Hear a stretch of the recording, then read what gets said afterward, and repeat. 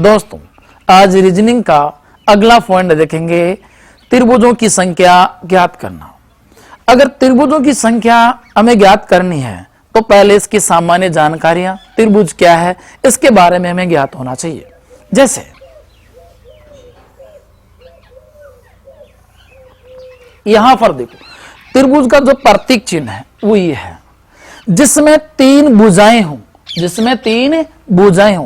तीन कोनर हो, तीनों कोनरों का योगफल 180 डिग्री हो। तीन भुजाओं से घिरा हुआ समतल क्षेत्र ही त्रिभुज कहलाता है, जिसमें तीन शीर्ष होता है, वह त्रिभुज है।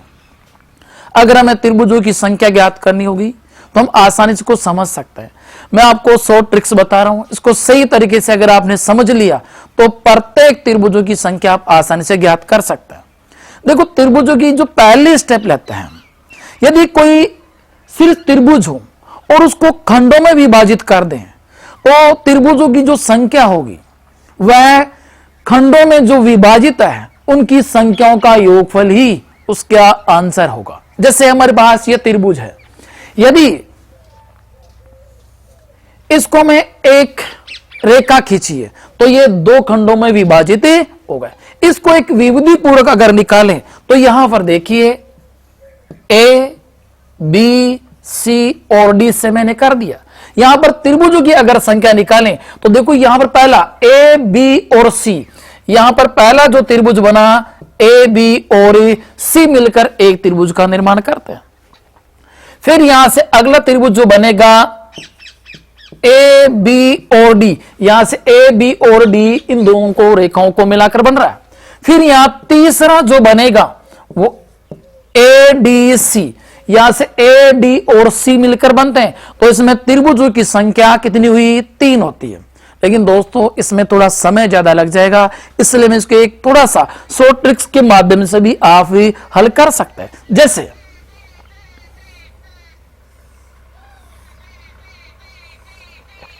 अभी भी मैंने आपको बताया था कि एक शीर्ष त्रिभुज को अगर जितने खंडों में विभाजित किया जाए उन खंडों की संख्याओं का योगफल ही त्रिभुजों की संख्या होगी।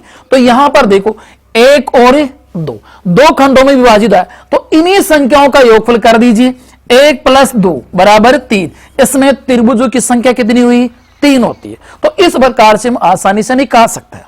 हम एक उदाहरण और लेते हैं। जैसे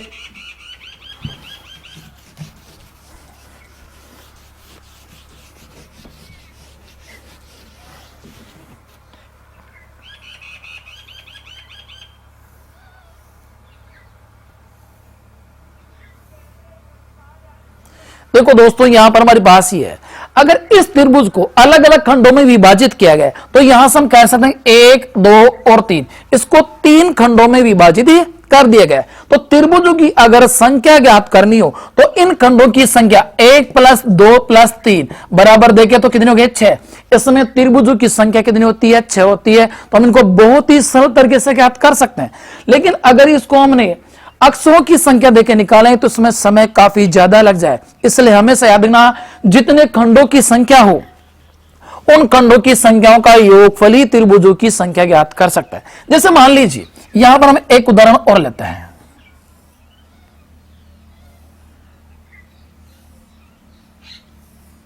यहां पर हम ये लिया, अगर जैसे मान लो कि खंडों की संख्या 1, 2, 3 और 4 लेते हैं तो खंडों की संख्याओं का योगफल 1 + 2 + 3 + 4 बराबर में इन संख्याओं का योगफल कितना हुआ? 10।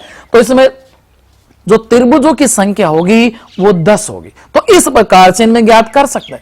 लेकिन दोस्तों याद रखना, इनमें भी अगर हमारे पास क्षेत्रीय जो ये रेखाएं थी, इस आधार पर हमें यहां पर निकाला, इसमें क्षेत्र रेखा एक थी इसलिए इनकी संख्याओं को किया। लेकिन अगर इनको अलग अलग से विभाजित कर दिया जाए तो हमें इसके आंसर और भी निकाले जा सकते हैं। जैसे मान लीजिए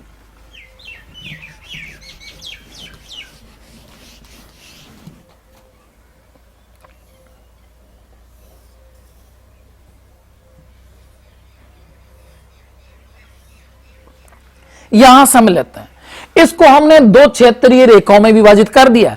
तो सबसे पहले हमें यहां पर देखना इसके खंड 1, 2 और 3। तो इन संख्याओं का योगफल 1 + 2 + 3 तो बराबर में कितनी हुई? 6। अगर एक क्षेत्र रेखाओं से 6 बन सकते हैं तो दूसरी से भी 6 बनेंगे। देखो यहां से 1 2 और 3, तो यहां से 1 प्लस 2 प्लस 3 बराबर में कितने हो गए 6। तो 6 इससे बनेंगे और 6 इससे बनेंगे, तो दोनों संख्याओं का योगफल कितना हुआ 12। तो यहां पर त्रिभुजों की संख्या कितनी हुई 12। तो हमेशा एक बात याद रखो, हमें एक क्षैतिज रेखाओं का योगफल कर लीजिए, अगर 2 रेखा कीजिए तो उसको 2 से गुणा कर दीजिए। तो यहां पर हमारे पास 1 में बनते हैं 6, तो 2 के अंदर हमारे पास गुणा करने पर बराबर में कितने आंसर आ गए 12। तो इस प्रकार से भी आंसर निकाल। जैसे हम एक उदाहरण और लेते हैं,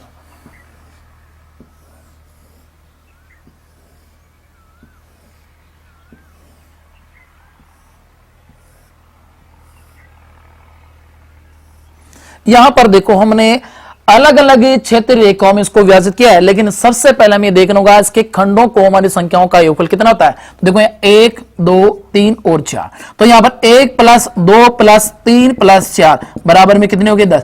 तो एक क्षेत्र रेखा से 10 अगर त्रिभुजों का निर्माण होता है, तो यहां पर 1 2 3 और 4 रेखा होगी, तो यहां से 10 इंटू 4 बराबर में कितने हो गए 40। तो हम ये कह सकते हैं कि इसमें त्रिभुजों की जो संख्या थी वो 40 होती है। तो जितनी क्षेत्रीय रेखाएं हो उतने हम यहां पर आसानी से आंसर निकाल सकते हैं। उसको एक क्षेत्र रेखा में अगर 10 बनते हैं तो 4 से हम कितने बनेंगे 40 बने। तो इस प्रकार से भी इस क्वेश्चन को हल किया जा सकता है। किसी भी प्रकार का ऐसा क्वेश्चन आए तो इसको आप जल्दी से आंसर निकाला जा सकता है, उनकी संख्याएं ज्ञात की जा सकती है। अब लेते हैं 260 हो सकता है, इसे में विविध के प्रश्न बना दे। जैसे मान लीजिए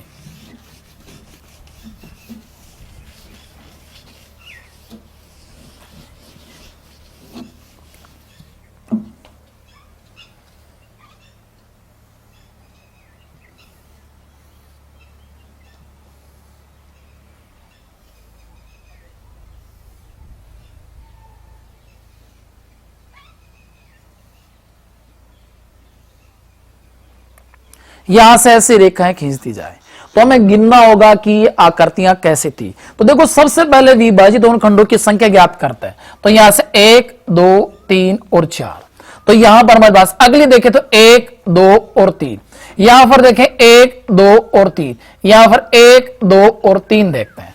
तो अगर ये विभाजित 3 है तो यहां पर 1 प्लस 2 प्लस 3 बराबर में कितने हो गए 6 बनते हैं।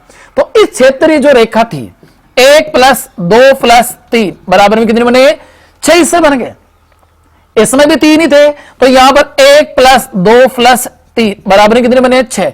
लेकिन यहां पर देखो 4 खंडों में विभाजित है, तो यहां से 1 प्लस 2 प्लस 3 प्लस 4 बराबर कितने हो गए 10। तो सभी संख्याओं का अगर योगफल देखें तो कितने हुए 28। इसमें त्रिभुजों की संख्या कितनी होती है 28 होती है। तो इस प्रकार से भी हम ज्ञात कर सकते हैं। जैसे एक उदाहरण और लेते हैं यहां पर,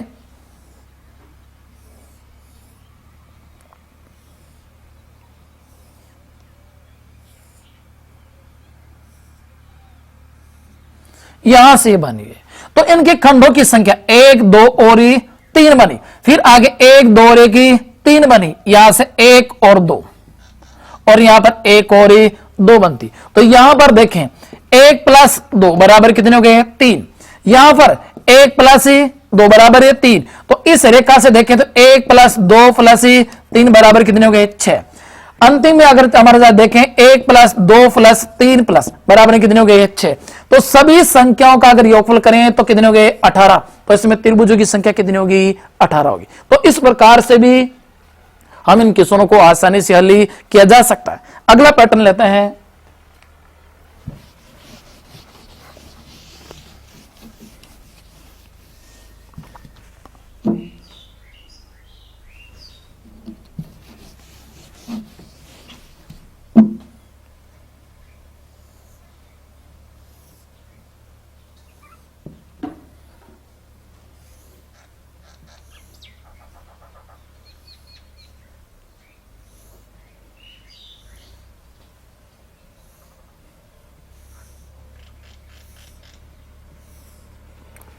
देखो दोस्तों इसमें त्रिभुजों की संख्या हमें ज्ञात करनी होगी।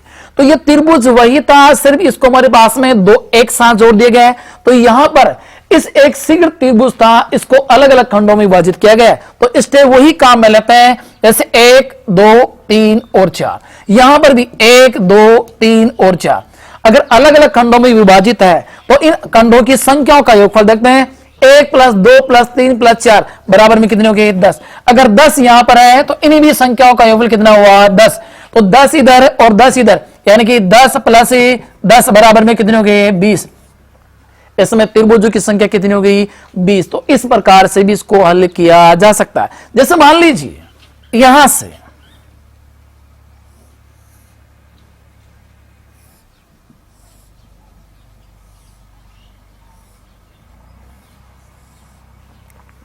अगर ऐसी आकृति भी आती है तो यहां पर त्रिभुजों की संख्या ज्ञात की जा सकती है। जैसे यहां पर भी इस त्रिभुज जो हमारे पास शीघ्र त्रिभुज था, देखो इसको अलग अलग खंडों में विभाजित किया है। तो यहां से 1 2 और 3 खंडों में किया है। तो नीचे 1 2 और 3 खंडों में विभाजित है। तो यहां पर हम कह सकते हैं कि 1 प्लस 2 प्लस 3 बराबर में कितने हो गए 6। तो यहां से 1 2 और 3, तो यहां 1 प्लस 2 प्लस 3 बराबर में कितने हो गए 6। तो 6 और 6 कितने हो गए 12। तो हम यहां पर ये कह सकते हैं कि त्रिभुजों की संख्या इस समय कितनी होगी 12 होगी। तो इस प्रकार से भी इस क्वेश्चन को हल किया जा सकता है। जैसे एक उदाहरण और लेते हैं।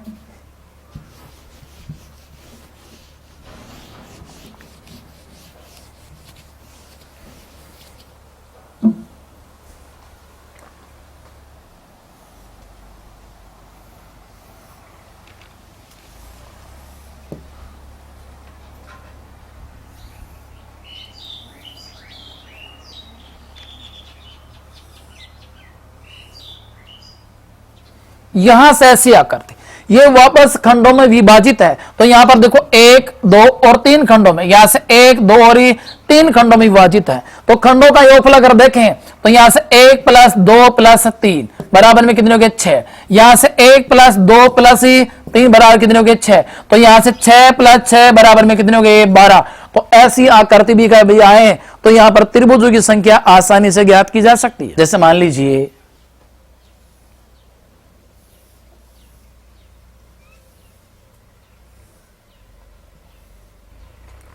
देखो यहां से ये एक शीर्षी त्रिभुज था, इसको अलग अलग खंडों में विभाजित किया गया है। तो सबसे पहले देखो इसे कितने खंडों में विभाजित किया गया, 1 और 2 खंडों में। तो यहां से 1 और 2 खंडों में। तो यहां से अगर त्रिभुजों की संख्या ज्ञात करनी हो तो खंडों की संख्याओं का योगफल करना। तो यहां इसमें देखें 1 प्लस 2 बराबर कितने हुए 3 त्रिभुजों का निर्माण इस खंड में बनता है। तो इधर की ओर भी कितने बनेंगे 3। 1 प्लस 2 बराबर कितने हो गए 3 यहां से बन गए। तो 3 और 3 कितने हो गए 6 हमारे पास त्रिभुजों का निर्माण हो चुका है इस आकृति में और इस लेकिन मालूम चला कि एक ये संपूर्ण आकृति थी वो भी तो त्रिभुज का निर्माण कर रही है। तो 6 प्लस 1 बराबर कितने हो गए 7 त्रिभुजों का इसमें निर्माण होता है। इस प्रकार से इस आकृति को गिना जा सकता है। उसी प्रकार से जैसे मान लीजिए एक उदाहरण और लेते हैं।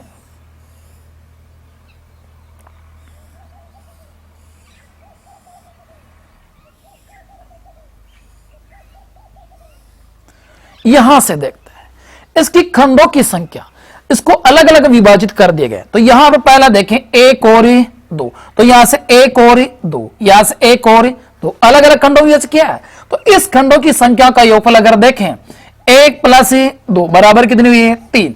तो इस खंड में भी अगर देखें 1 प्लस 2 प्लस कितने हो गए 3। यहां से इस खंड में देखें 1 प्लस 2 बराबर कितने हो गए 3। तो यहां पर 3 इसमें है 3 इसमें और 3 इसमें बनते हैं। तो यहां पर 3 प्लस 3 बराबर कितने हो गए 9। तो 9 तो हमारे पास बन चुके हैं। लेकिन दोस्तों एक बात देना, एक ये मध्य का जो था ये हमारे पास शेष ही और रह गया। एक अगर ये रह गया तो एक संपूर्ण जो त्रिभुज था ये भी तो शेष है। तो 2 त्रिभुजों का निर्माण और होता है। तो 9 प्लस 2 बराबर कितने हो गए 11। इस आकृति में त्रिभुजों की संख्या कितनी हुई 11 हुई। तो ये विविधि के क्वेश्चन बनता है जो हमें खंडों से विभाजित होने के साथ साथ में कई बार हमें संपूर्ण को भी गिनना पड़ता है। मध्य में कोई अलग से आकृति दे दी जाती है। यहां पर आपने अभी भी गिना खंडों की संख्या 1 और 2 है। तो यहां 1 प्लस 2 कितना हुआ 3। जब 3 इस आकृति से बन गए तो 3 भी इसी से बनेंगे और 3 इससे बने। 9 तो कंप्लीट हमें नजर आ रहे थे, लेकिन गौर से देखने पर मालूम चला कि मध्य में एक स्टेप ये शेष रह गई है। अगर मध्य में एक त्रिभुज ये था तो एक संपूर्ण त्रिभुज भी हमारे लिए था। तो यहां पर 2 त्रिभुज और बनते हैं। तो 9 प्लस 2 कितने हो गए 11 त्रिभुज बनते हैं। इसी प्रकार से हमें एक उदाहरण और लेते हैं तो दूसरे स्टेप का क्वेश्चन बनता है।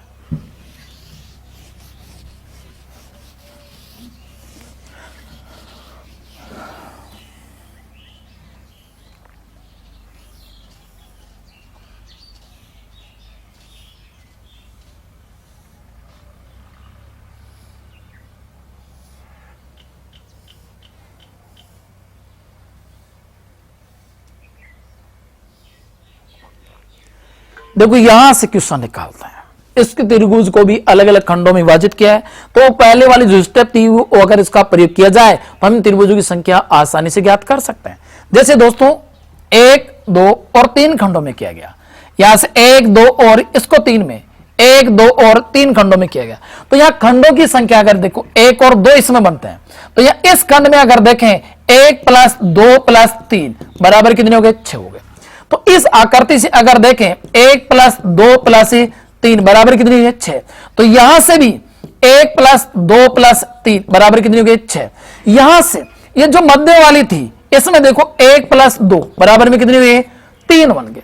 तो इस प्रकार से अगर हम यहां पर देखें तो सभी संख्याओं का योगफल करते हैं तो बराबर में लेते हैं 6 + 6 + 6 प्लस और ये 3 यहां पर लेते हैं। तो यहां पर 6 और 6 12, 12 और 6 18, 18 और 3 21 हमारे पास यहां पर बन चुके हैं। लेकिन दोस्तों एक याद देना, हमने इस संपूर्ण त्रिभुज को अभी तक नहीं गिना। एक अगर ये संपूर्ण त्रिभुज और गिन लें तो 21 + 1 बराबर में कितने हो गए? 22। ऐसे आकृति में 22 त्रिभुजों की संख्या ज्ञात होती है। तो ऐसे हमने देखो अगर एबीसीडी का प्रयोग करें, इनको यहां पर लिखें तो हमें काफी समय ज्यादा लग जाएगा और फिर भी सही आंसर आए या नहीं आए ये फिक्स नहीं है। लेकिन अगर हमने इन स्टेपों का प्रयोग कर लें तो इनकी सही संख्या और जल्दी प्राप्त की जा सकती है। अब जैसे मान लीजिए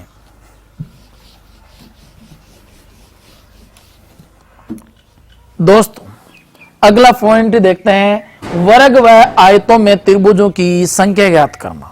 अगर हमें वर्गों व आयतों में त्रिभुजों की संख्या ज्ञात करनी होगी तो हमें इसको अच्छी तरह समझना होगा। अगर आपने इसको सही ध्यानपूर्वक देख लिया और समझ लिया है तो इनकी त्रिभुजों की संख्या आसानी से ज्ञात की जा सकती है। जैसे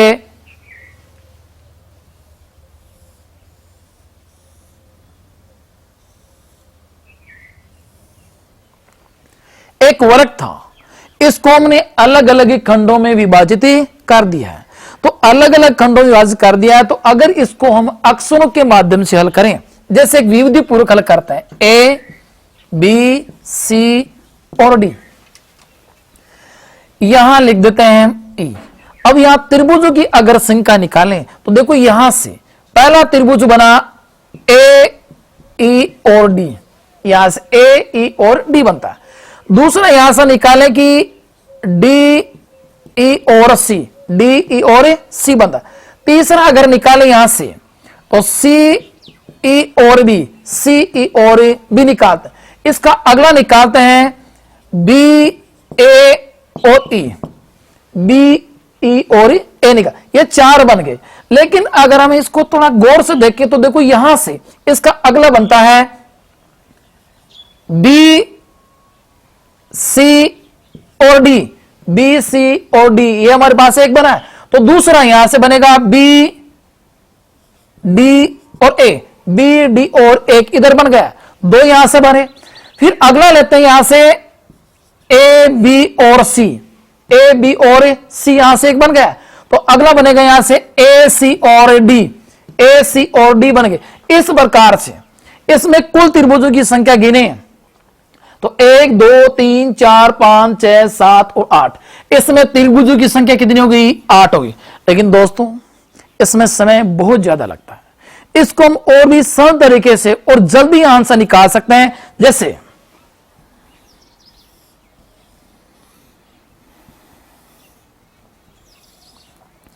यहां पर इस वर्ग को कितने खंडों में विभाजित किया है? 1, 2, 3 और 4 में विभाजित किया है। तो कभी भी वर्ग और आयत को जितने खंडों में विभाजित करें उनकी संख्याओं के दुगने कर दिए जाएं तो वहां पर त्रिभुजों की संख्या प्राप्त की जा सकती है। जैसे यहां पर अगर देखें कितने खंडों में विभाजित हुआ? 4 में। तो यहां से 4 × 2 बराबर में कितने हो गए? 8।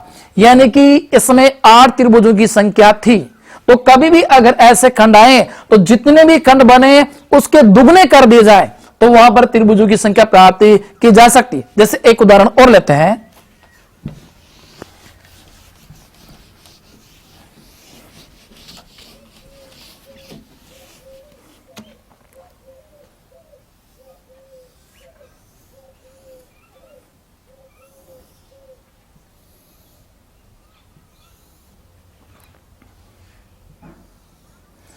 देखो यहां से इस एक जो आयत था, वर्ग था, इसको हमने अलग अलग खंडों में विभाजित कर दिया।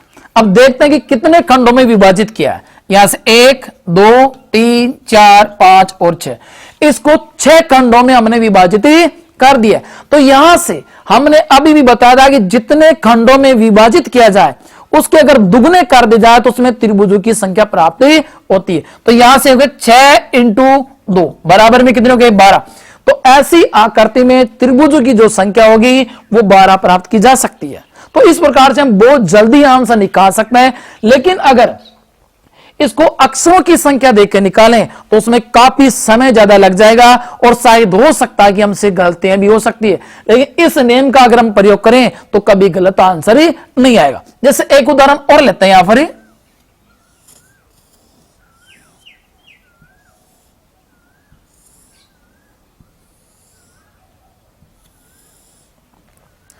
यहां से एक वर्ग को अलग अलग खंडों में हमने विभाजित किया। अब खंडों की संख्या गिनते हैं। 1 2 3 4 5 6 7 और 8। इसको 8 खंडों में विभाजित किया गया। तो यहां पर इस नियम का प्रयोग करते हैं कि 8 इंटू 2 बराबर में कितने हो गए? 16। तो निश्चित हो गया कि इस आकृति में त्रिभुजों की संख्या 16 होगी। इस प्रकार से इनकी संख्या ज्ञात की जा सकती है। जैसे एक उदाहरण और लेते हैं।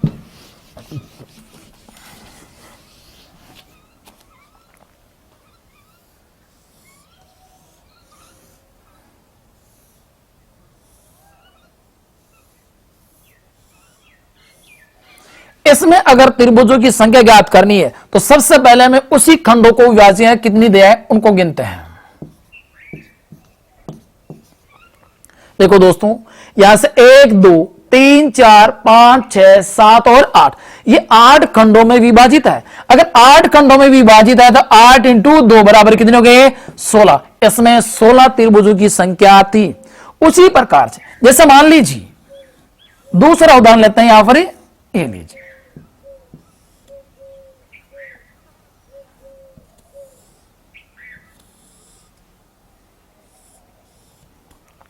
यहां पर हमने लिया है। इसमें इस वर्ग के जो खंड दे रखे हैं उनकी संख्या ज्ञात करते हैं। 1 2 3 4 5 और 6। अगर इसमें 6 है तो यहां बराबर में देखा होगा कि 6 इंटू 2 बराबर कितना हुआ? 12। तो इसमें त्रिभुजों की जो संख्या होगी वो कितनी होगी? वो 12 होगी। तो इस प्रकार से भी ऐसे क्वेश्चन निकाले जा सकते हैं।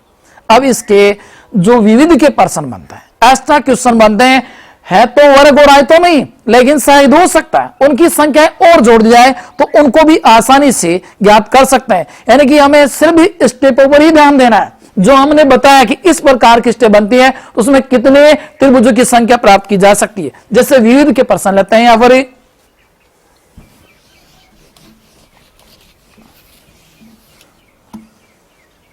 अगले देखो विविध के प्रश्न देखते हैं। इसमें त्रिभुजों की संख्या में ज्ञात करनी होगी। जैसे मान लीजिए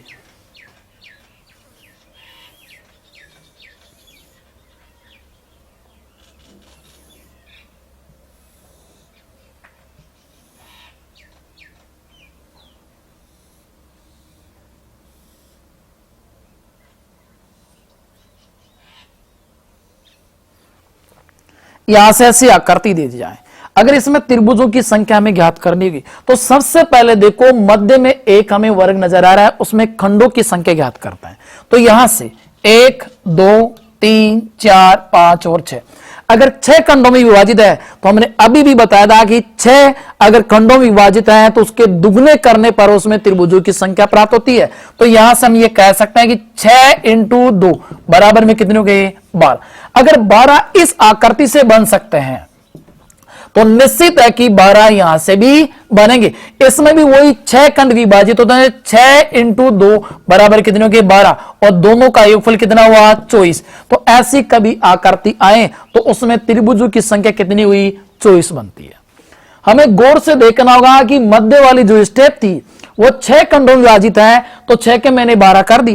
तो उसी प्रकार से एक यहां पर देखो, ये भी तो हमारे पास खंडों की संख्या बना रखा है। तो उसी प्रकार से अगर एक में 12 बनता है तो दूसरे में कितने बनेंगे 12, तो 12 12 कितने हो गए 24 बनता है। जैसे एक उदाहरण और लेते हैं यहां पर,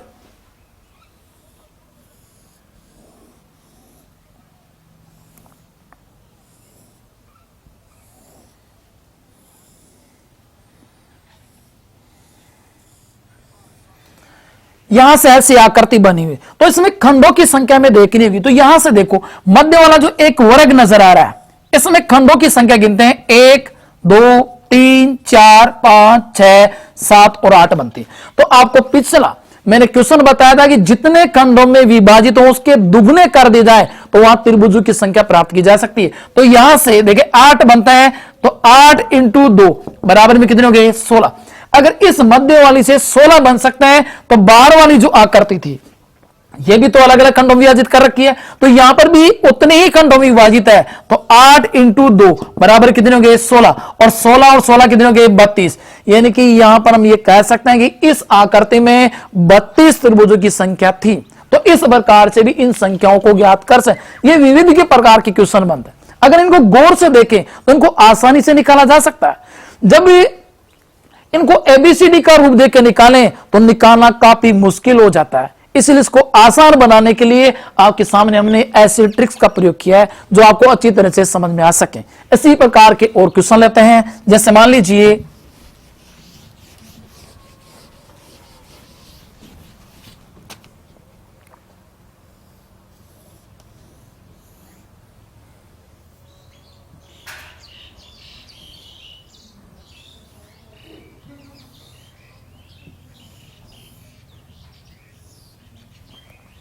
इस प्रकार के क्वेश्चन दे दिए जाए।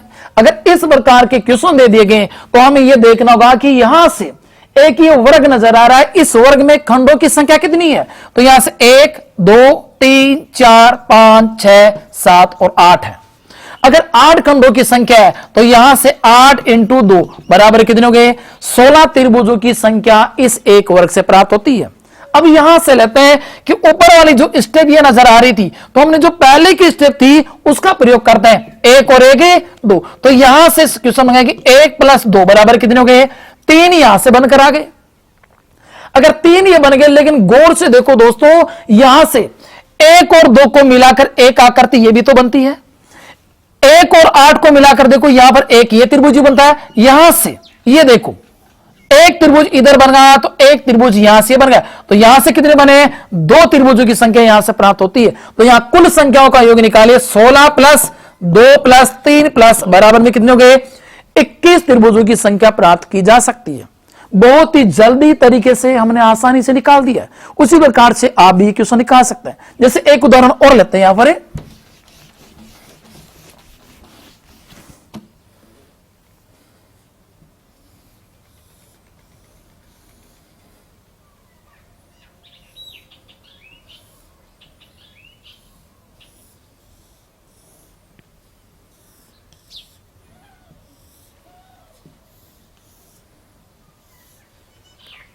यहां से क्वेश्चन दे, लेकिन गौर से देखो मध्य में खंडों की संख्या निकालनी है जो एक वर्ग हमें यहां से नजर आ रहा है। इन संख्याओं को हमें छोड़ दीजिए, पहले में वर्ग की संख्या निकालनी है। तो खंडों की संख्या 1 2 3 4 5 6 7 और 8। अगर ये 8 खंडों की संख्या है तो यहां से क्वेश्चन बनेगा कि 8 इंटू 2 बराबर कितने हो गए 16 त्रिभुज तो हमें इस वर्ग के अंदर प्राप्त होते हैं। अब आगे चलते हैं। देखो ये बाहर की ओर ये जो बने हुए हैं इसमें 1 और 2 बन गए, तो यहां से 1 और 2 खंडों में विभाजित है। तो खंडों की संख्या का योगफल, तो यहां से अगर देखें 1 प्लस 2 बराबर में कितने हो गए 3। तो उसी प्रकार से यहां 1 प्लस 2 बराबर कितने हो गए 3 यहां से बनता है। अब इन सभी संख्याओं का योगफल कर लीजिए, 16 प्लस 3 प्लस 3 प्लस बराबर कितने हो गए 22। इसमें 22 त्रिभुजी की संख्या प्राप्त होती है। जैसे मान लीजिए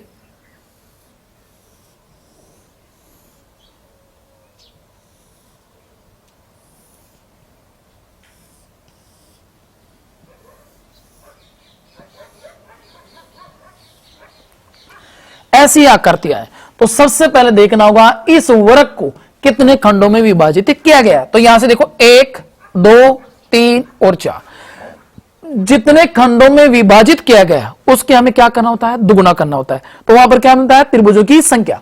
तो इसमें अगर देखें तो 4 इंटू 2 बराबर कितने हो गए, 8। 8 तो इस हमें एक वर्ग से मिलेगा। अब देखो यह साइड में हमें यह त्रिभुज से नजर आ रहे हैं, तो ये पहले वाली विविधि पूर्व हल कर सकते हैं कि इसको कितने खंडों में विभाजित किया है। देखो 1 और 2, इधर से भी 1 और 2, तो यहां पर अगर देखें 1 प्लस 2 बराबर कितने हो गए, 3 मिले। तो 3 ही इसमें मिलेंगे, 1 प्लस 2 बराबर कितने हो गए, 3 हो गए। तो इस प्रकार से हमें इसमें कुल त्रिभुजों की संख्या निकालनी है। तो यहां पर देखो 8 प्लस 3 प्लस 3 बराबर में अगर सभी संख्याओं का योगफल कर दें तो बराबर में कितने हो गए, 14। तो इसमें त्रिभुजों की संख्या कितनी होती है, 14 प्राप्त होती है। तो इस प्रकार से यहां पर हमने दोनों स्टेप पे काम में ली है। एक पहले वाली जो खंडों में विभाजित थी उनकी जितनी भी संख्या था योगफल किया, और मध्य वाली जो हमें वर्ग में थे उनके खंडों के दुगने करके, यानी कि हमें यहां दोनों का प्रयोग करके भी आंसर निकाला जा सकता है। जैसे मान लीजिए इसी प्रकार का एक क्वेश्चन और लेते हैं।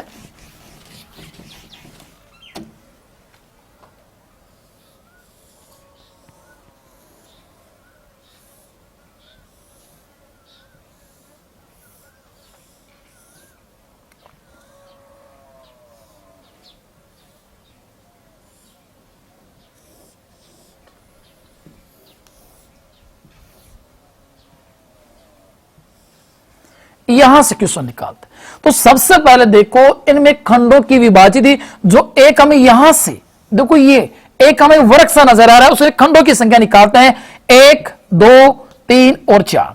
अगर 4 बन गई है तो हमें क्या करना चाहिए, वर्गों में कभी भी खंडों की संख्या दी गई हो तो उसके में क्या करना होता है, दुगुना करना होता है। तो यहां से 4 इंटू 2 बराबर कितने हो गए, 8 त्रिभुजों की संख्या प्राप्त होती है। अब यहां से देखो इस आकृति में यहां पर जो पहले वाली स्टेप काम मिली थी 1 और 2 में विभाजित है, 1 और 2 यहां से भी है, ये भी 2 खंडों में विभाजित है, ये भी 2 खंडों में, यहां से ये सभी 2-2 खंडों में विभाजित है।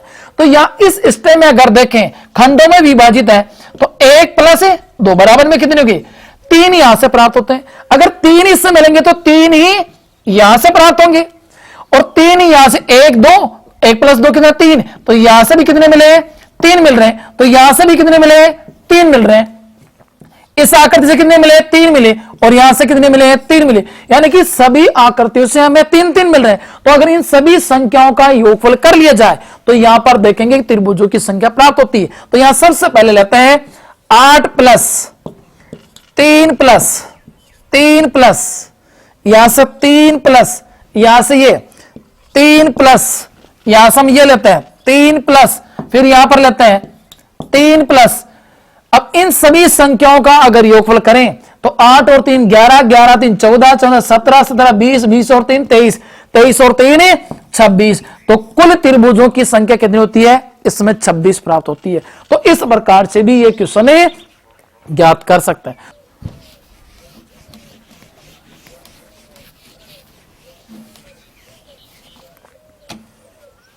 अब त्रिभुज में हमें दूसरी प्रकार के भी क्वेश्चन प्राप्त किए जा सकते हैं और उनमें त्रिभुजों की संख्या ज्ञात कर सकते हैं। जैसे मान लीजिए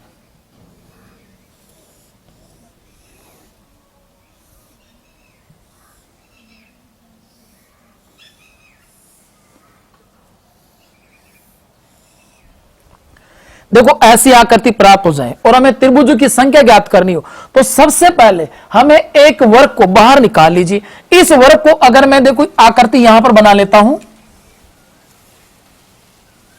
ये बना ली, हमने वर्ग बना लिया।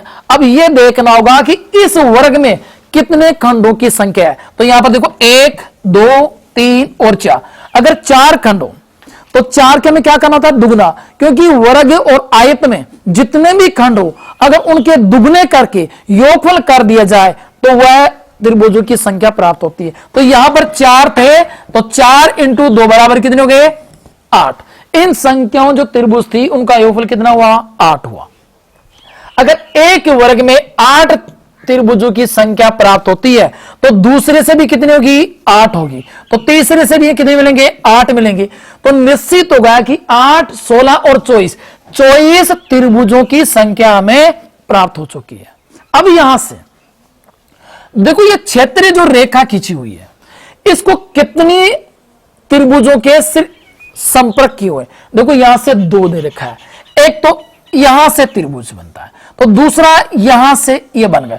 यानी कि जितनी क्षेत्रीय रेखा को त्रिभुज का कोई भी कॉर्नर अगर संपर्क करा उतने त्रिभुज और बनते हैं। तो अगर एक यहां से बनता है और दूसरा यहां से बनता है, उसी प्रकार ऊपर की जो क्षेत्र रेखा है उसको भी देखो, एक यहां से संपर्क कर रखा है और दूसरा यहां से बन, तो यानी कि दो ऊपर से बनते हैं और दो नीचे से बन, तो 24 + 4 बराबर में कितने हो गए 28। तो ऐसी आकृति कभी आ जाए तो उसमें त्रिभुजों की संख्या 28 होगी। गौर से देखना, हमें एक वर्ग के अंदर 8 मिलते हैं, तो 3 के अंदर हमारे पास 8 × 3 कितने हुए 24 बनते हैं। फिर एक क्षेत्रीय रेखा जो दे रखी उसको कितने कॉर्नर इस पर करें, एक और दो नीचे हैं, तो देखो दो ऊपर है, कितने हो गए 4 ये बनते हैं। इनको जल्दी और सरल तरीके से आसानी से गिना जा सकता है। जैसे एक उदाहरण और लेते हैं यहां पर,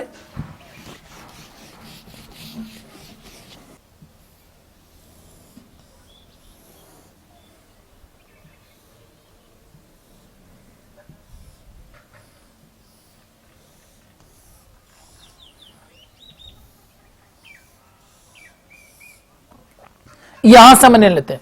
अगर गौर से देखें ये वही क्वेश्चन था, लेकिन इसमें आकृति और बढ़ा दी गई है, तो हमें मालूम चला कि इस एक वर्ग में कितने बनते थे 8 बनते हैं। तो इसी से दूसरे से भी कितने बनेंगे 8 बन रहे, तीसरे से कितने बने 8 बने, और इससे भी कितने बने 8 यहां से बने हुए हैं। तो निश्चित होगा कि अब यह देखना है कि इस जो क्षेत्रीय रेखा है उसको कितने त्रिभुज के कॉर्नर इसमें, यहां से 1 2 3 यहां पर है, तो ऊपर वाली क्षेत्रीय रेखा देखो 1 2 और 3 ऊपर और 3 नीचे, तो यहां से हमें कितने बने 6 और बन जाते हैं। तो सभी संख्याओं का योगफल कीजिए, तो यहां से 8 16 24 32 32 से 6 38, इसमें त्रिभुज की संख्या कितनी हो गई 38 हो गई। तो दोस्तों यहां पर और भी जल्दी आंसर निकाल सकते हैं, 1 से 8 बनते हैं, तो यहां पर कितने तरीके 4 4 × 8 कितने हो गए 32। अगर 32 बन गए तो नीचे स्पर्श करने वाले कॉर्नर देखो 1 2 3 4 5 और 6, तो 6 और बनते हैं, तो 32 + 6 कितने हो गए 38 यहां पर प्राप्त किए जा सकते हैं। तो इस प्रकार की कभी आकृति नहीं तो उनको सरल तरीके से ज्ञात किया जा सकता है।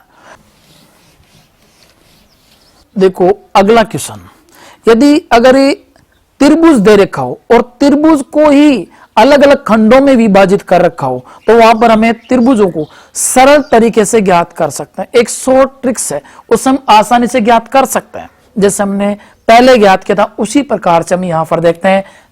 जैसे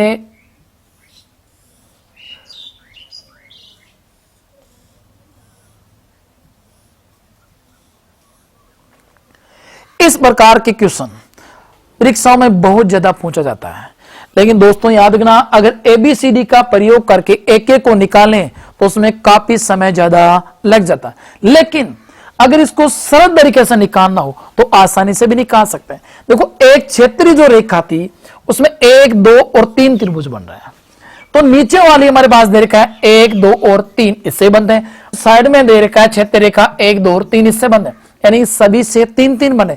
तो यहां पर 3 का स्क्वायर कितना हुआ 9 हुआ। अगर 9 है, जो भी आया उसका अगर हम डबल कर दिए जाए तो यहां से 9 × 2 बराबर कितना हुआ 18 हुआ।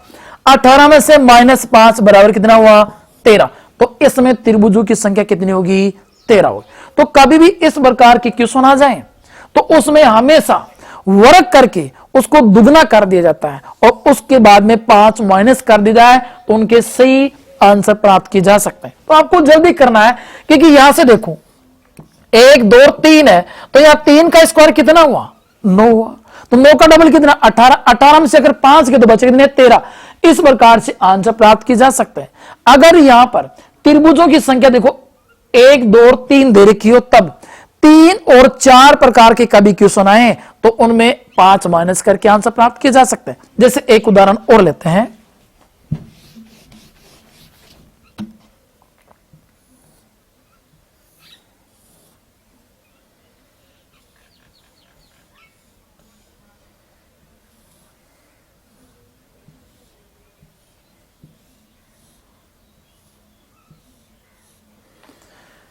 ऐसी आकृतियां हैं। तो यहां पर देखो इस क्षेत्रीय जो रेखा थी इससे त्रिभुज कितने बन रहे? 1 2 3 और 4।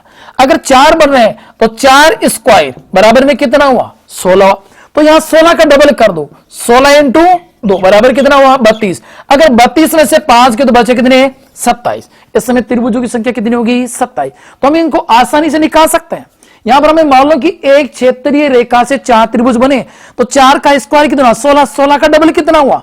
32। 32 में अगर 5 कितने? 27। तो इसके 27 आंसर प्राप्त किए जा सकते हैं। लेकिन दोस्तों अगर इनको एक विधि पूर्वक निकालें तो उसमें काफी समय ज्यादा लग जाता है। तो इस प्रकार से भी क्वेश्चन निकाले जा सकते हैं। अब देखते हैं वर्तों की संख्या ज्ञात करना।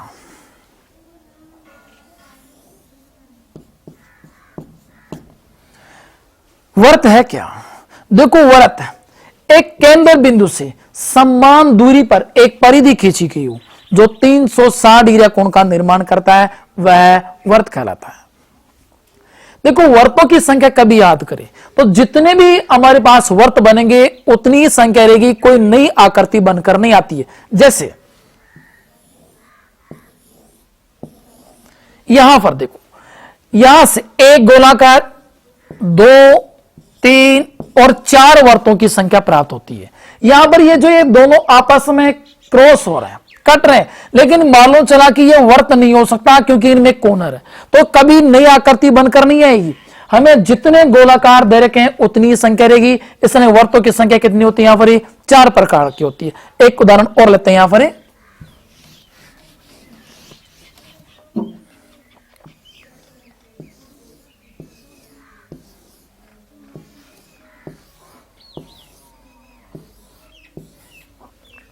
देखो, यहां से ऐसी आकृति आ जाए तो उसमें वर्तों की अगर संख्या निकालें तो ऊपर देखो हमारे पास 1 2 3 4, ऊपर की जो हमारे पास लाइन थी उसमें 4 बने, तो नीचे देखो यहां से 5 6 और 7 बने।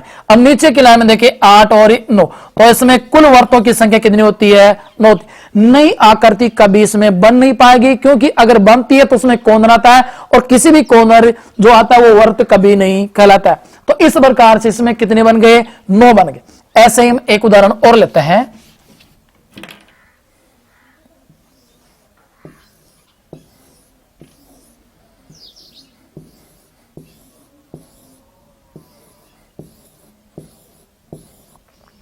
यहां से क्वेश्चन, इसकी पहली पंक्ति में देखें 1 2 3 और 4 बन गए। दूसरी पंक्ति में यहां 1 2 3 और 4 बनते हैं। तीसरी पंक्ति में 1 2 3 और 4 बनते हैं, यानी कि तीनों पंक्ति, पहली पंक्ति में 4 बने, दूसरी में भी 4 बने और तीसरी में भी 4 बने, तो तीनों पंक्तियों का योगफल कितना हुआ? 12। तो इसमें वर्तों की संख्या कितनी होती है? 12 होती है। तो इस प्रकार से इनको भी ज्ञात किया जा सकता है। एक उदाहरण और लेते हैं।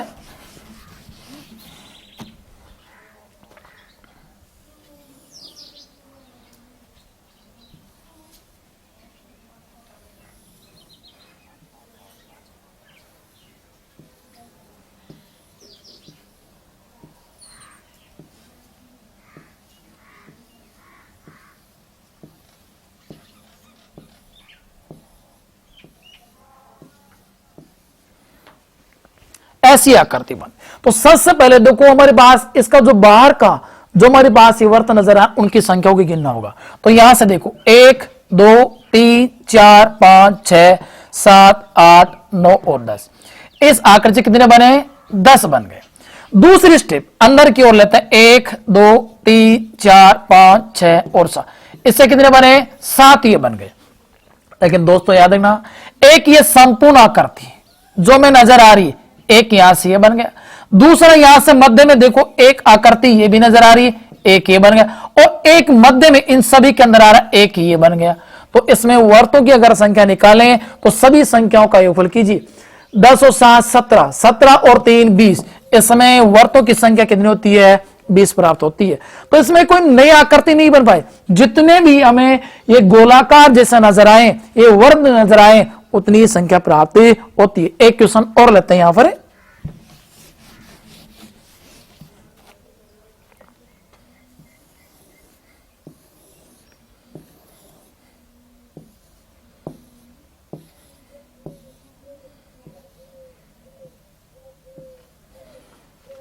यहां से लेते हैं, देखो इसे गौर से देखें, स्टेप यहां से हमारे पास इस गोलाकार में कितने हमें नजर आ रहे हैं। एक तो ये संपूर्ण, एक हमारे पास ये बना, 2 3 4 5 इस बन गए।